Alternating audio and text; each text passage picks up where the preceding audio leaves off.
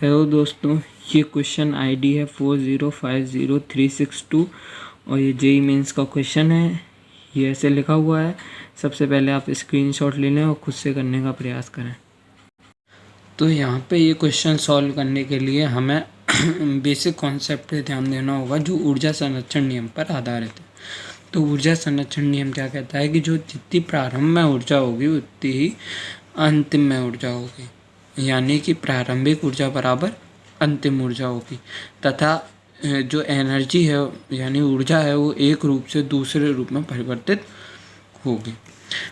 अब मान के चलो एक अपने पास क्षण है, उसका एक सिरा फिक्स है और वो ओमेगा कोणीय वेग से घूम रही है। तो इस क्षण का ये सिरा फिक्स्ड है और ये ऐसे घूम रही है जैसे ऐसे। तो अब इससे L1 दूरी पर अगर हमें इस पॉइंट पर वेलोसिटी ज्ञात करनी है यानी वेग ज्ञात करना, तो वो वेग क्या होगा L1 इंटू ओमेगा, यानी कि उसकी लेंथ इंटू उसका कोणीय वेग ओमेगा।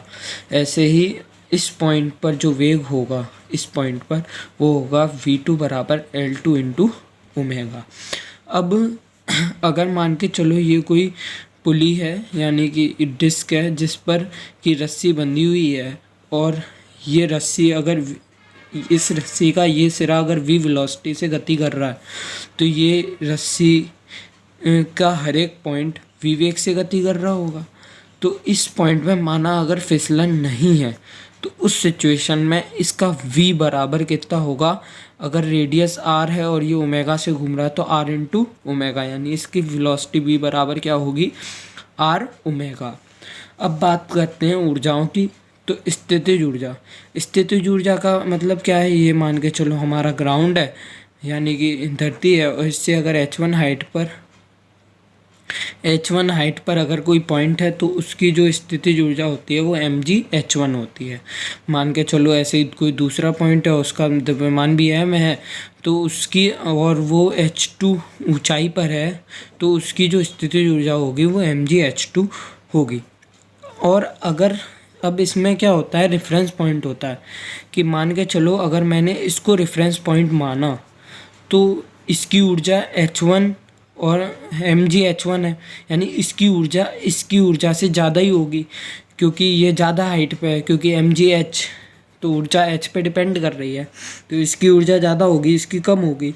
अगर इसकी मैंने 0 मान ली तो उसके रेफरेंस में इसकी ऊर्जा कितनी होगी, नेगेटिव होगी, और वो कितनी होगी mg into h2 minus h1 minus h2 into minus यानी नेगेटिव में।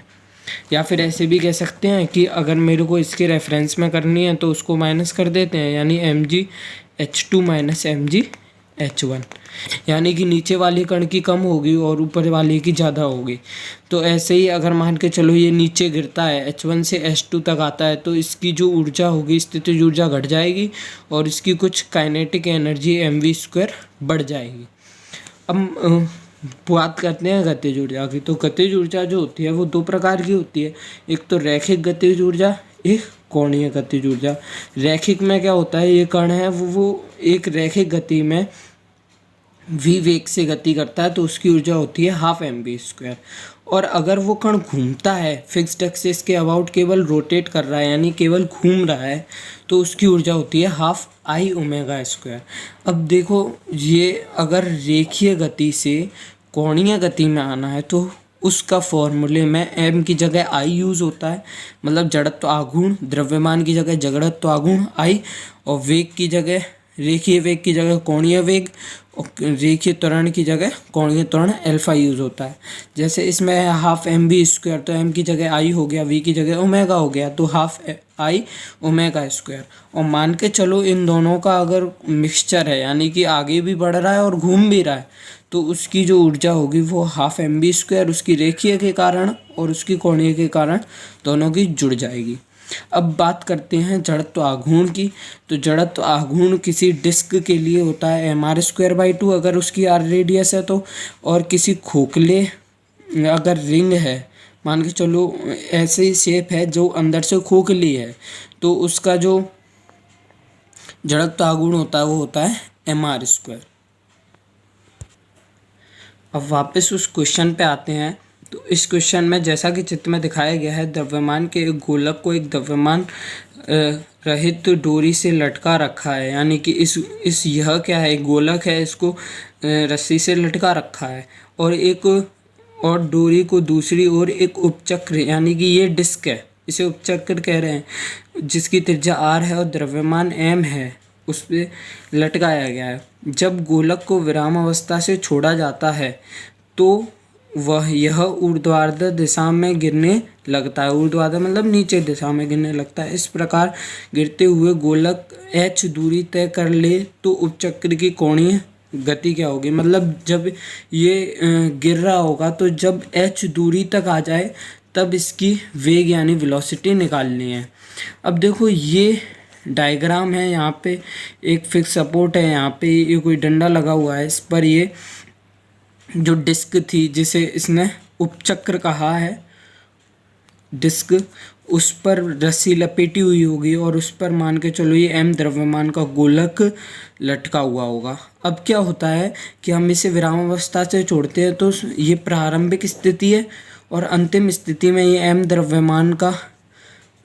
द्रव्यमान का उपचक्र है और यहाँ पर h हाइट तक ये पहुँच चुका है और इसका वेलोसिटी यानी वेग v है और ये मान के चलो ओमेगा से क्या कर रहा है, घूम रहा है। उस समय याद रखना, पहले ये कुछ नहीं घूम रहा था, यानी ओमेगा इसका 0 था और इसका वेलोसिटी भी 0 था। अब बाद में क्या हो गया कि इसके पास कुछ ओमेगा आ गया और इसके पास कुछ वेलोसिटी आ गई, तो हम सिंपली ऊर्जा संरक्षण नियम लगा देंगे। अब देखो यहाँ पर ये ज़्यादा हाइट पे है, ये कम हाइट पे है, ये सेम ही हाइट पे है, तो इसकी ऊर्जा ज़्यादा है, इसकी ऊर्जा कम है। कितनी कम है, mgh के बराबर, तो बराबर mgh। अब जो ऊर्जा में कमी आई वो उसकी गतिज ऊर्जाओं में बदलेगी, क्योंकि ये पूरा निकाय है तो इन दोनों की ही देखेंगे। इसकी तो रेखिक आई गतिज ऊर्जा और इसकी क्या आई, कोणीय, क्योंकि ये ओमेगा से घूम रहा है, ये वेलोसिटी v है।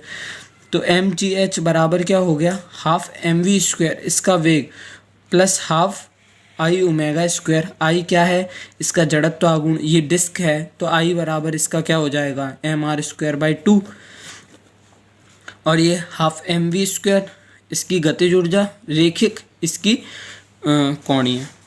अब हम जैसा कि बताया था कि r पॉइंट है, m है और इसकी वेलोसिटी v है, तो v बराबर रिलेशन हमारे पास क्या आएगी, v बराबर r ओमेगा आएगी, क्योंकि यहाँ पे फिसलन नहीं है। जब क्वेश्चन में नहीं दिया गया हो तो हम ऐसा मानते हैं कि फिसलन नहीं हो रही हो।